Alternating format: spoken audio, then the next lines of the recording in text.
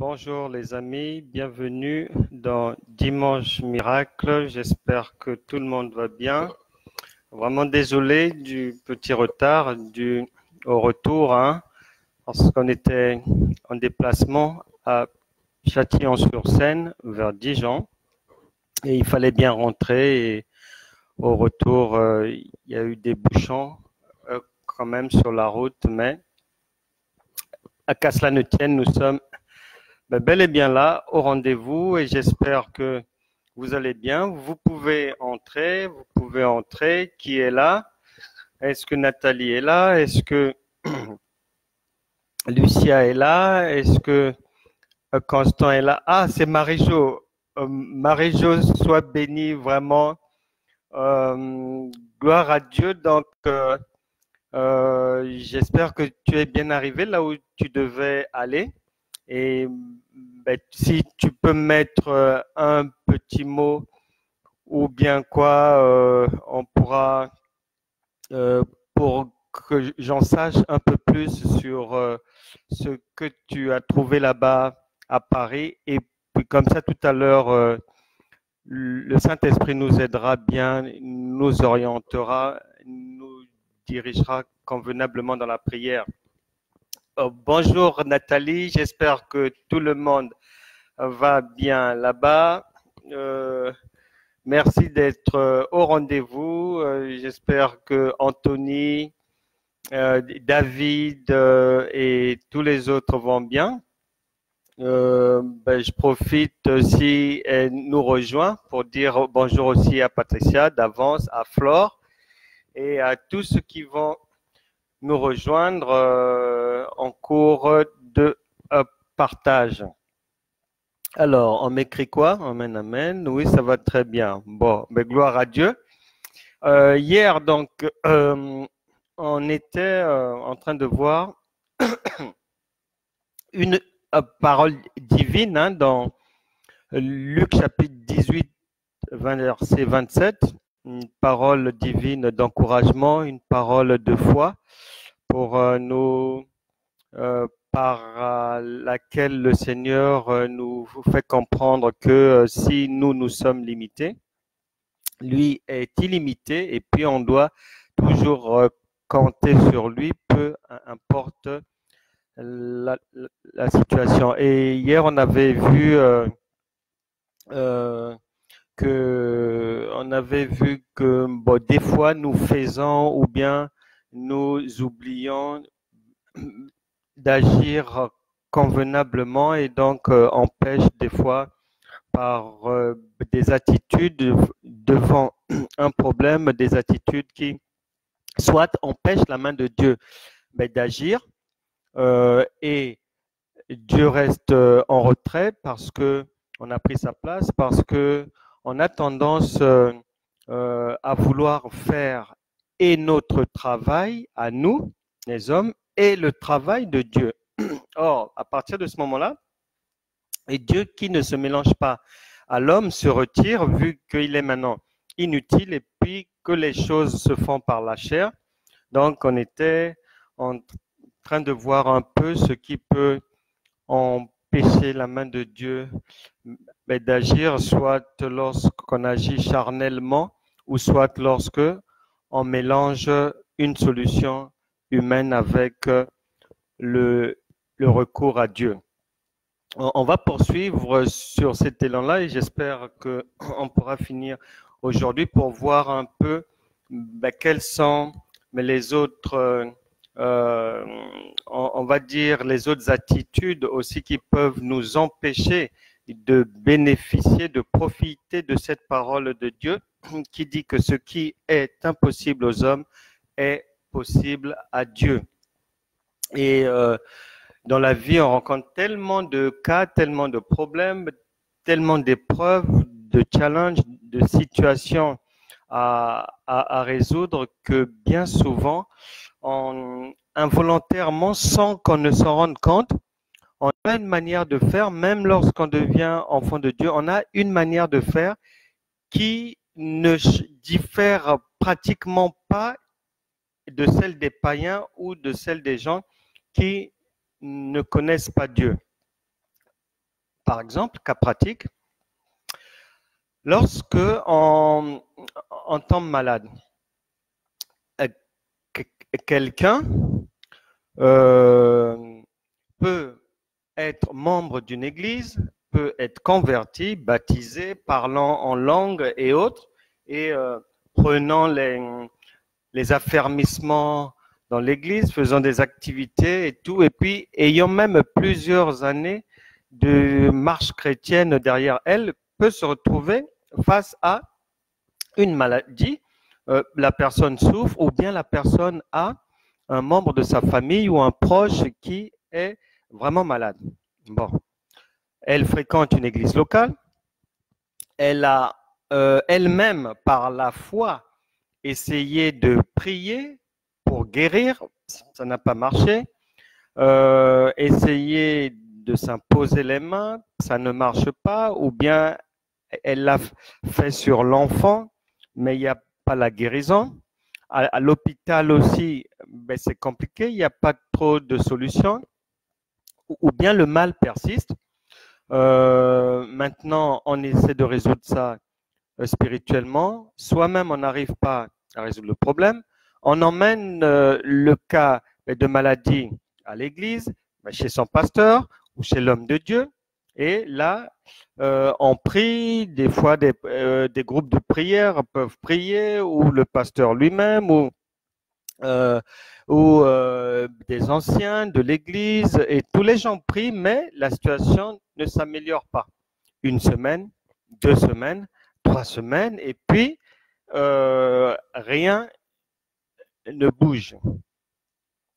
Ce que les gens oublient souvent, c'est que Dieu a tellement bien fait les choses que le corps du Christ, c'est bien décrit dans le Nouveau Testament par l'apôtre Paul, le corps du Christ est un corps ayant plusieurs membres, plusieurs organes.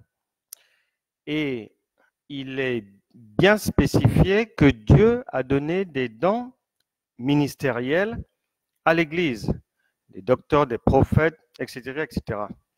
Il y a aussi, à savoir, Joël chapitre 2, dans l'Ancien Testament, verset 28, qui nous avait déjà prévenu, et Jésus-Christ, dans le Nouveau Testament, s'est repris dans la période de Jésus.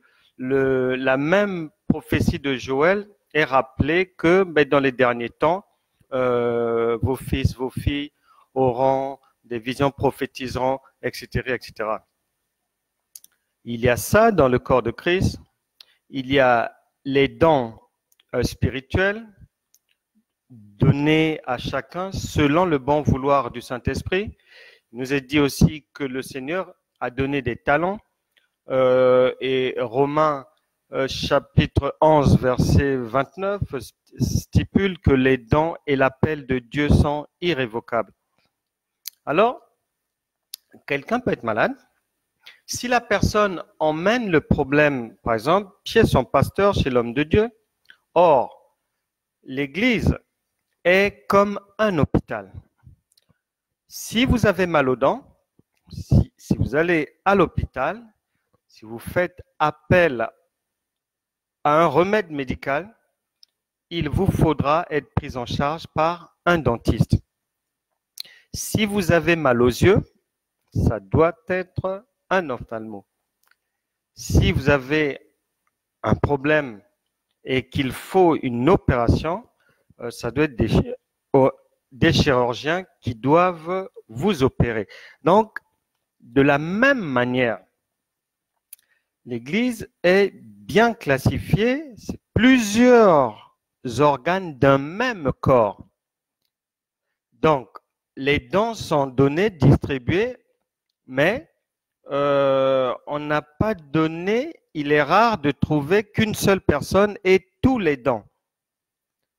Ça peut arriver, mais en général, chacun a reçu une portion de la part de Dieu. Et donc, si vous fréquentez une église où le pasteur a reçu peut-être un appel pour enseigner et il a l'onction de l'enseignement de la parole de Dieu et que vous êtes malade, il y a des maladies, il lui sera difficile de solutionner cela. Il y a des serviteurs de Dieu qui ont reçu l'onction de consoler les cœurs brisés. Ils peuvent le faire, mais si ce sont les démons, si ce sont des maladies, etc., etc., il y a d'autres cas qui ne peuvent pas traiter parce que l'apôtre Paul a dit qu'il a travaillé uniquement dans le terrain, dans le périmètre que Dieu lui avait attribué et qui n'a jamais travaillé sur le champ d'un autre. Et aujourd'hui, ça n'a pas changé, c'est pareil. Donc des fois, ce n'est pas que la main de Dieu n'agit plus. Des fois que Dieu est incapable de vous venir en aide lorsque vous êtes malade. Non. Souvent, vous ne posez pas le problème à la bonne personne. La personne que vous allez voir a du mal à résoudre cela parce qu'elle n'a pas reçu l'équipement spécifique pour traiter ce genre de cas. Si la parole de la foi elle-même suffisait, le Seigneur n'aurait pas ajouté par le Saint-Esprit à notre attention tout ce qu'il y a comme classification de dons et tout, jusqu'à nous expliquer que c'est un seul corps, mais il y a plusieurs organes et que chacun a reçu selon la volonté du Saint-Esprit. Donc, des fois, c'est ce qu'il faut avoir à l'esprit désormais, que il y a des cas, il y a des problèmes qu'on a du mal à solutionner parce que on s'est adressé, le pasteur est bien gentil, on le connaît bien, on l'aime bien, mais il n'a pas l'équipement qu'il faut pour résoudre certains problèmes. Il y a des hommes de Dieu qui sont vraiment oints pour l'aide relative aux finances, par exemple, qui sont très chevronnés sur tout ce qui touche à la prospérité, toutes les prières liées au brisement des jougs de pauvreté et autres, d'absence de résultats dans le commerce, dans le travail. Donc, ces gens-là sont habilités, sont mieux outillés pour résoudre ce genre de cas.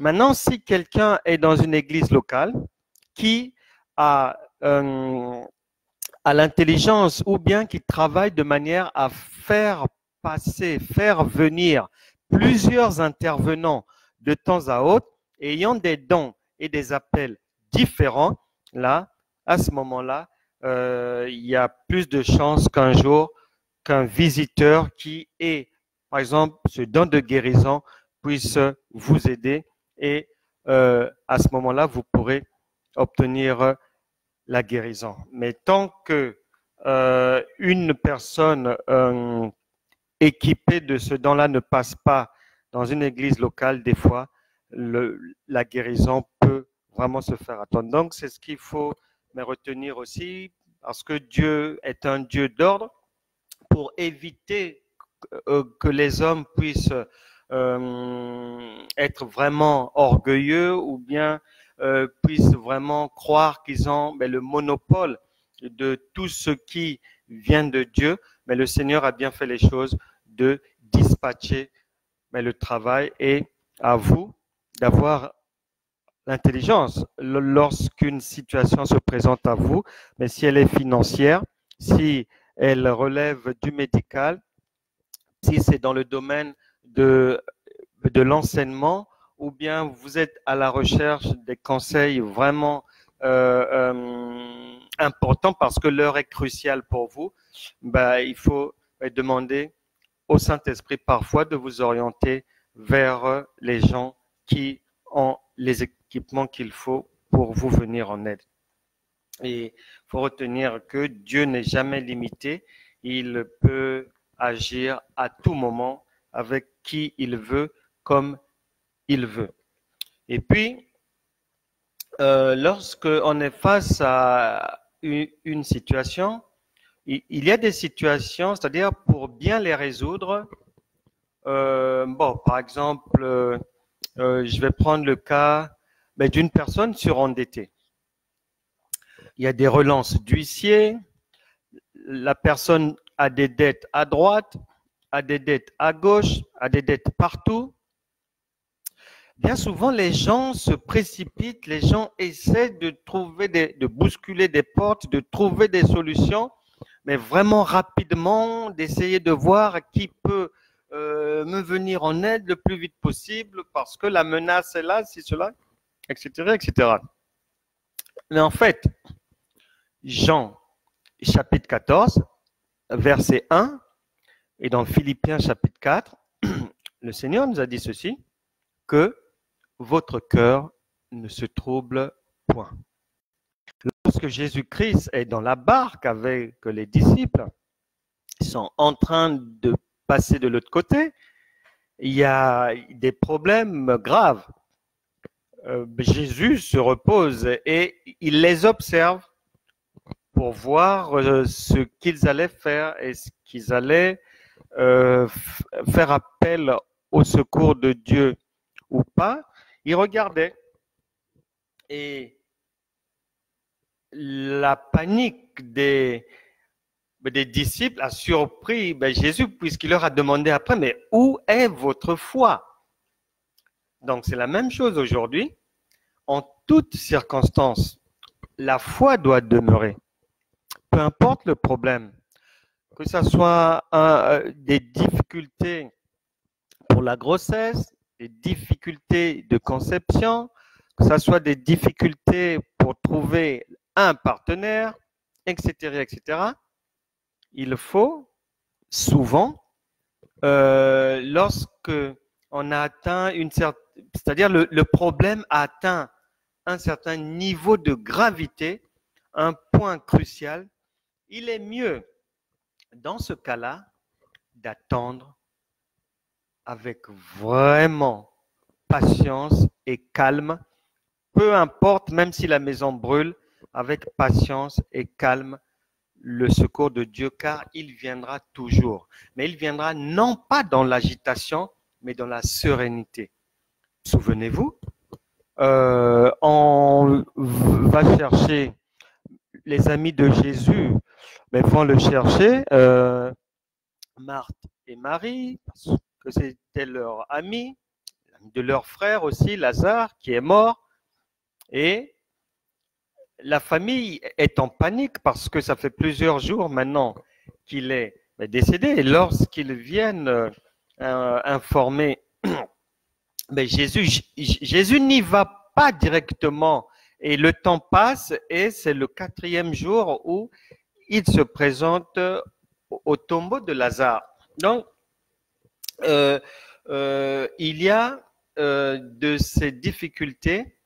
À un moment donné, il faut laisser la difficulté, il faut laisser le problème venir devant votre porte. Peu importe les alertes, les menaces, parce que chaque problème a une solution différente dans la vie. Et on ne peut pas adapter une solution à tous les problèmes, à toutes les situations. Non, on ira dans le mur. Donc, les huissiers frappent à la porte. Si c'est encore récupérable, vous le faites, mais si vous voyez bien que vous êtes noyé complètement, bon, au lieu de courir à droite, à gauche, remettez cela à Dieu et attendez le secours de Dieu. Il enverra toujours une solution par une personne, par un organisme, d'une manière que vous n'aurez jamais prévue. Et Jésus-Christ, lorsqu'il se présente devant la tombe de Lazare, ça fait déjà 4 jours, ils sont déjà morts, donc il n'y a plus d'espoir. Et c'est de la même manière, lorsque l'huissier se présente devant votre porte, c'est qu'il n'y a plus d'espoir.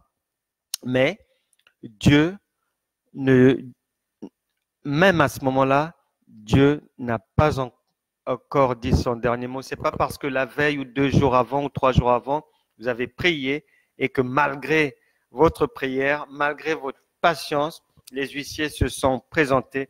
Ça ne veut pas dire que Dieu n'a pas exaucé votre prière. Ça ne veut pas dire que Dieu n'a pas son regard sur votre maison, sur vous, sur votre difficulté. Non. Il est le Dieu des impossibilités.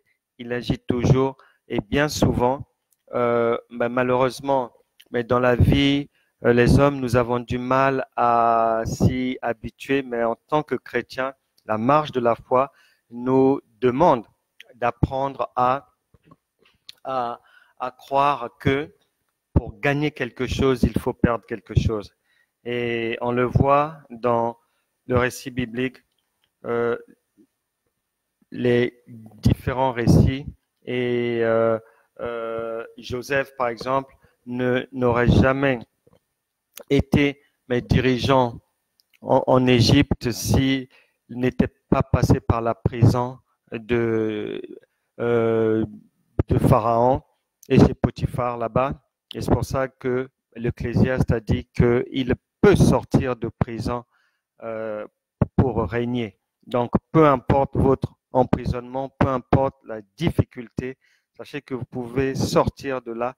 Dieu a des ressources illimitées, capables de vous faire sortir de toute situation. Même si les huissiers, les créanciers vous empêchent maintenant de dormir, mais sachez que tout à l'heure nous prierons et puis vous trouverez le sommeil. Donc, on doit s'habituer. Il y a beaucoup de gens qui ont pu, par exemple, devenir leur propre chef d'entreprise, devenir propriétaire de leur, que ça soit ligne de vêtements, que ça soit au lieu de rester indéfiniment employés, les gens sont devenus patrons, devenus chefs d'entreprise, devenus employeurs, tout simplement parce que ils ont fait des demandes, ils ont déposé des CV à droite, à gauche, et soit il n'y a jamais eu de suite, soit les suites n'ont jamais été favorables. Et un beau jour comme ça, une pensée leur est venue d'essayer de se fabriquer eux-mêmes leur emploi. Et puis, mais la suite, c'est le Seigneur, le travail et la détermination qui a su le faire, et beaucoup de personnes gèrent actuellement des entreprises après avoir échoué. L'un des milliardaires australiens qui est un homme de Dieu, il a réussi dans les affaires après avoir été à la tête, après avoir lancé 17 fois une société, 17 fois une affaire qui n'a pas marché, qui a fait faillite ou quoi. C'est après la 17e fois que la bonne affaire était sur pied et que ça a vraiment marché après pour lui jusqu'à devenir milliardaire. La Bible déclare par la main de l'apôtre Paul en 1 Corinthiens chapitre 15 verset 36 que ce que tu sèmes, si ce que tu sèmes ne meurt, cela ne peut reprendre vie. Donc, souvent, dans la vie, il faut savoir perdre pour gagner, reculer pour mieux sauter, et Dieu intervient toujours pour revenir en aide à ses enfants. Peu importe la situation, qu'elle soit financière, qu'elle porte sur l'éducation, qu'elle porte sur la famille, sur le ménage, quoi que ce soit, le Seigneur est toujours là pour nous venir en aide. Et il y a des situations, même dans les histoires de couple, il y a des situations qui sont pratiquement souvent, des fois perdues, mais la main de l'Éternel est toujours là pour venir mais relever les gens pour recoller les morceaux et permettre aux gens d'avancer. Il m'avait été rapporté il y a plusieurs mois de cela le témoignage d'un couple qui fréquentait une église dans laquelle j'avais suivi quelques cultes durant des vacances et on m'avait dit dans cette église-là, il y avait un couple qui fréquentait l'église à un moment. Ils ont eu de sérieux problèmes, mais le mari recherchait la femme avec une arme pour la tuer et l'église était obligée de recueillir la femme, de la cacher dans l'église pour éviter que son mari ne puisse la tuer. Mais la main de l'Éternel avait intervenu, mais d'une manière incroyable. Et c'est le peuple de Dieu était très content un beau jour que ce couple puisse se présenter à l'église main dans la main et jusqu'à ce jour, ils s'aiment vraiment plus qu'avant. Mais le Seigneur a recollé les morceaux, lui qui est le réparateur des brèches, il peut greffer de nouveau.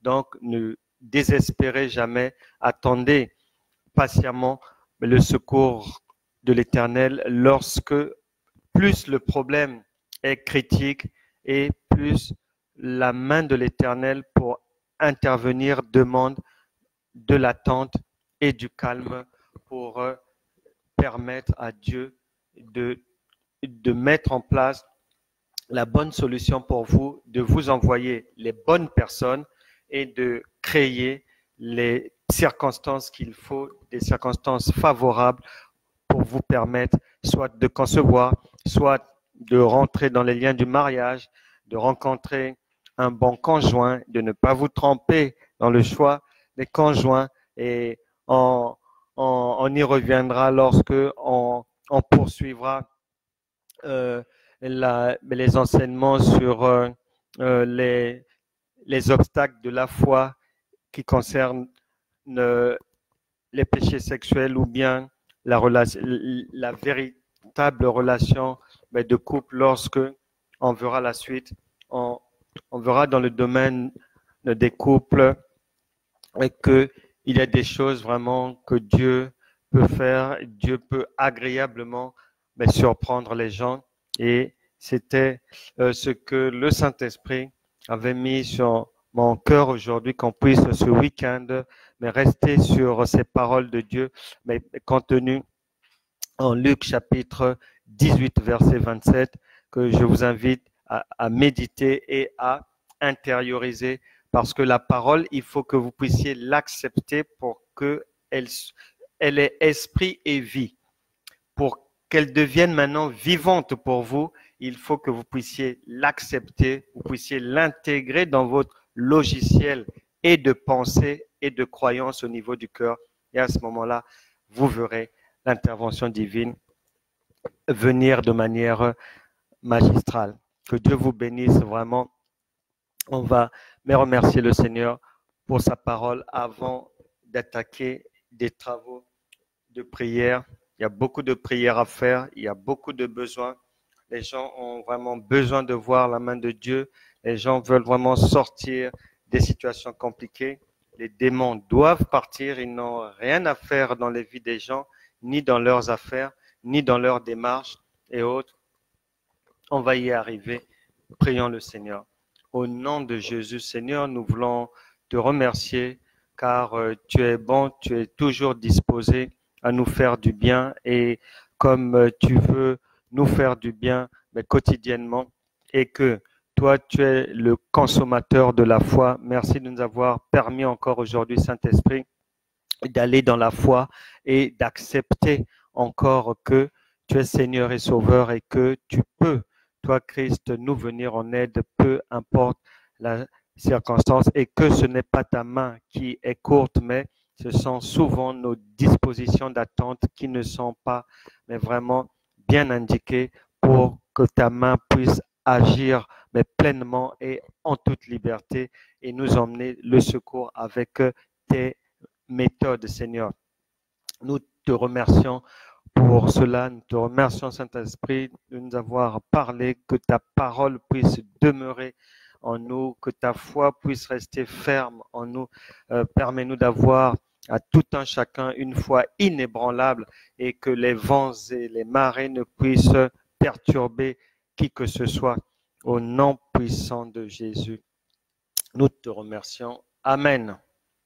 Alors, on va prier pour toutes les personnes qui ont cette semaine des rendez-vous cruciaux, soit devant un tribunal pour un problème, soit avec leur direction, leur supérieur au travail, tous ceux qui ont une semaine qui s'annonce cruciale, ou soit ils avaient reçu des courriers d'huissiers, des lettres de relance, ou ils ont vraiment une convocation très sensible cette semaine. On va prier pour toutes ces personnes-là, que le Saint-Esprit prenne le contrôle et que là où vous avez eu à commettre une erreur déjà pour en arriver là, que la main de l'Éternel répare cette erreur et que la suite puisse vous être favorable.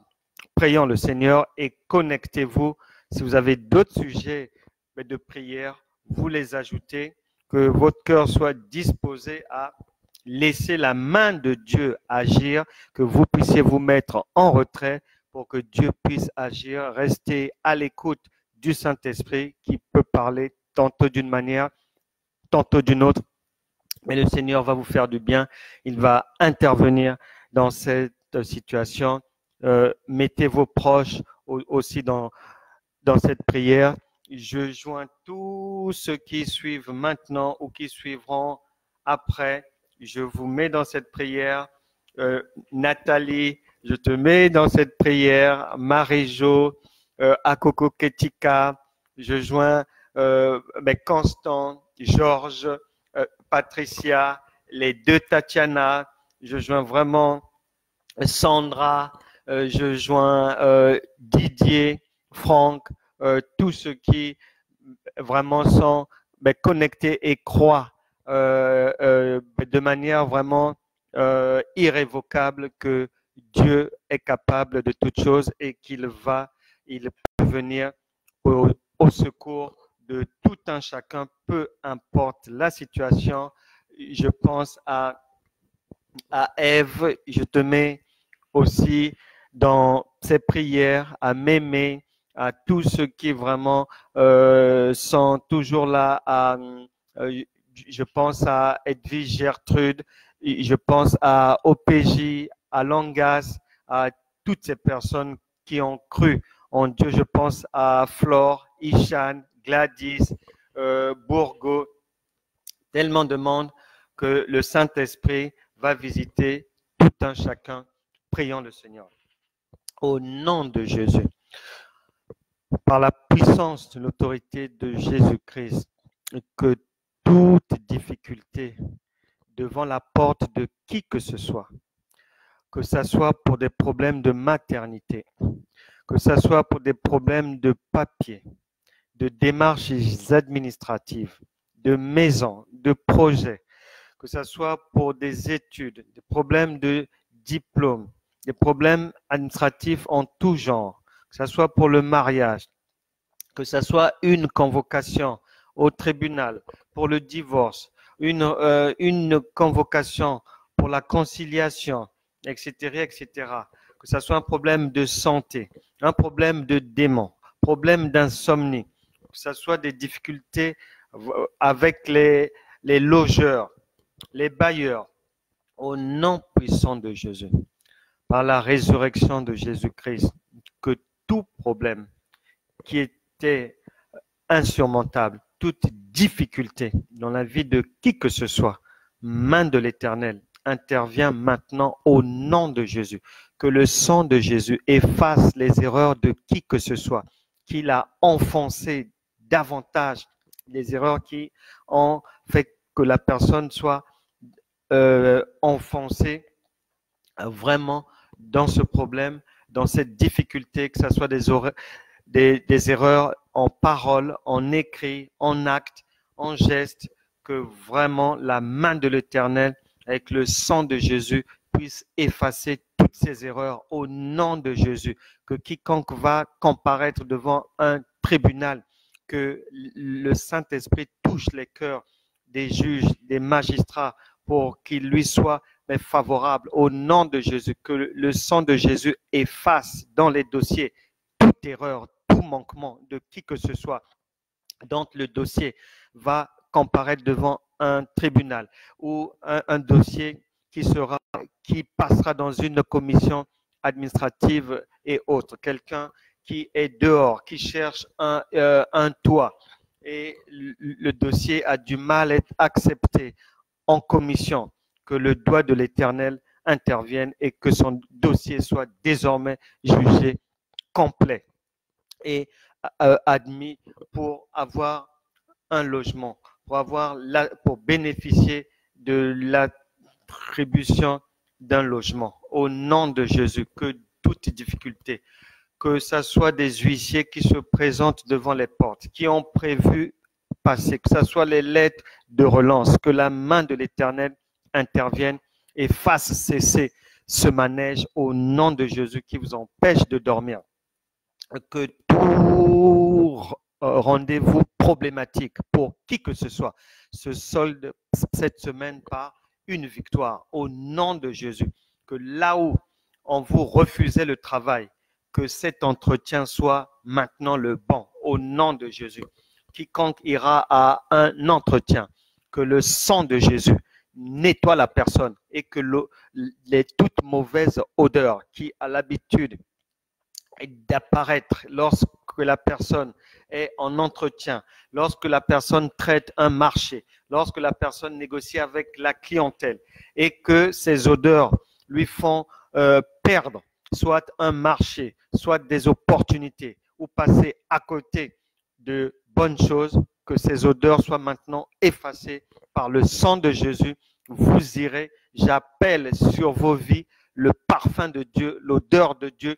Vous irez parfumer en odeur de Dieu à tous ces rendez-vous au nom de Jésus. Que ce soit ceux qui ont à passer leur permis de conduire cette semaine, que les anges de Dieu les accompagnent dans ce véhicule et prennent le volant à leur place au nom puissant de Jésus. Que les anges de Dieu interviennent pour qui que ce soit, pour tous, dans tout problème, dans toute difficulté.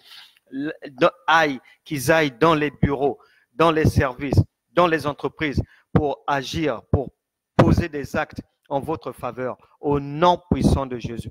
La Bible déclare que lorsque Jacob avait quitté de chez son oncle Laban avec ses femmes et ses enfants, son oncle le pourchassait, voulait lui faire du mal et la Bible déclare, la parole de Dieu nous apprend que la nuit, le Seigneur a parlé à Laban et lui a ordonné de ne pas faire du mal à Jacob. Je prie que les mêmes instructions divines soient données, que ce soit à des directeurs, que ce soit à des ministres, que ce soit à des entrepreneurs, que ce soit à des employeurs, où que ce soit dans la famille, ou que ce soit dans le cœur de l'homme que vous désirez, dans le cœur de la femme que tout homme désire, que des instructions divines soient données de manière claire, précise et avec autorité divine pour que le reste des événements